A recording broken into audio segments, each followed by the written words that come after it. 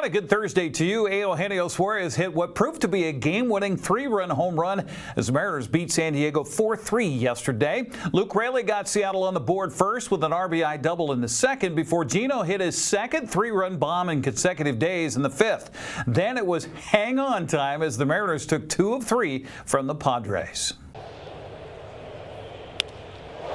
This is into the gap in right center field and a base hit. Gino scores. Raley racing into second. He slides in and he's safe. RBI double Luke Raley. And the Mariners take an early second inning lead. Luke Raley has actually had success against Yu Darvish, but this is really good to see. That hanging curveball. He's able to pick up that spin. Gino a high lift out to left field. How much is on it? It's over the wall and gone! Back-to-back days with a 3-run home run. He only had 1 home run against Darvish. It was 7 years ago, Aaron, when they matched up as a Red and a Cub. And this is just an ambush. To left field, sending Sheets back at the wall, makes the catch and bangs into it, holds on to the baseball. Nice play by Gavin Sheets in left. Let's watch the big kid get after it. Flash look to the wall. Oh, the juggling act. Oh, he almost dropped it. Yeah, gets it in the heel of the glove. All right, off his whatever, and he makes the barehanded grab. Runners at first and second. And a ground ball by the mound up the middle into center field, a base hit. Here comes Laureano around. He will score the Padres' first run, and it's now 4-1. Cronenworth trying to drop the bunt down, gets away from the catcher, Raleigh. He's saying he got hit. They're checking with the third base umpire to see if he swung. He did not. He's hit by the pitch, and a run will score. So the hit batsman. And Cronenworth will pick up an RBI. It's now 4-2. The Mariners have a 4-2 lead, but the Padres have a tying run at the plate in Fernando Tatis Jr.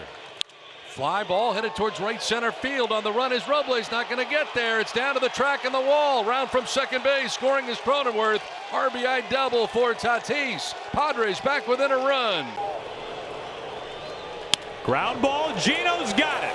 On its way to first base. Ball game, and the Mariners win it. They win the series. They take the finale 4-3, the final score. Well, this Padres team is impressive to watch. They have a tremendous amount of length with their offense, with their lineup. I think that the weak spot so far in this series has been their starting pitching. The Mariners were able to get to Yu Darvish today. Root Sports Northwest Jen Mueller visited with Gino after the game to talk about his game-winning home run. Back-to-back games with a 3-run homer. What does that say about where your swing is at right now? I mean, obviously I feel good. I've been working so hard to get my time in the game and my read. And the last 2 games I feel really well. I tried to not do too much with those breaking balls. I know that I had the opportunity to do something for my teammate, for my team, and it's something that I've been working for, and I feel great. The last 2 games was awesome for me and for my team too. When you've got a guy like Darvish who can throw 69 to 95 with 6 different types of pitches, how do you narrow it down and just eliminate some of those pitches? I mean, I got to be ready for something on the heart of the play. He, like you say, he throw a lot of pitch, but he also making mistakes, and I got to be ready for one of those. Today was that opportunity that he threw a really good cutter, but I was ready for that one, so I got my best swing on it, and I hit up for home run. Second inning, you get a stolen base. I know that's part of the delivery. Were you expecting the opportunity? I mean, I feel fast today. It's not part of my game, but I see the opportunity and I see his very slow delivery. So I got a chance and I take the chance, and I got my bag. Lastly, for Brian Wu, the streak ends today. He did not get to 6 innings, but what have you seen playing behind him from the consistency standpoint? I mean, it's awesome to play behind him. He make a really good pitch. He got a really good stuff, and he challenged everybody with that fastball.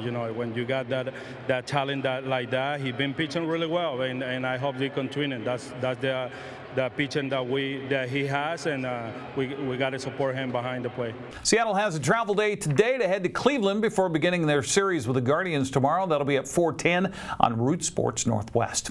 Houston blanked Colorado 4-0 to maintain a game-and-a-half lead in the American League West. Texas had 22 hits in a 20-3 win over the Angels. Athletics blanked the Tigers by a final of 7-0. Well, nothing much changed in the AL wildcard chase Wednesday, with everyone but Tampa Bay winning. Red Sox edged Baltimore 3-2. Yankees blasted Washington 11-2. Kansas City choked Chicago 12-1. Cleveland got by Tampa Bay by a final of 4-3. Well, now that the 53-man roster is set, and so too is the practice squad, the Seahawks are ready to forge ahead into the 2025 regular season. Seattle General Manager and President of Football Operations John Schneider met with the media and said he's thrilled with the process of fielding this year's ball club. We like what we've done. We want to thank the guys, in the scouts last, 48 hours. Everybody's been jamming upstairs and, working their connections, studying, getting to know a lay of the land as best we can. We'll be doing that a lot tonight, too, as we see everybody else's initial practice squads and, trying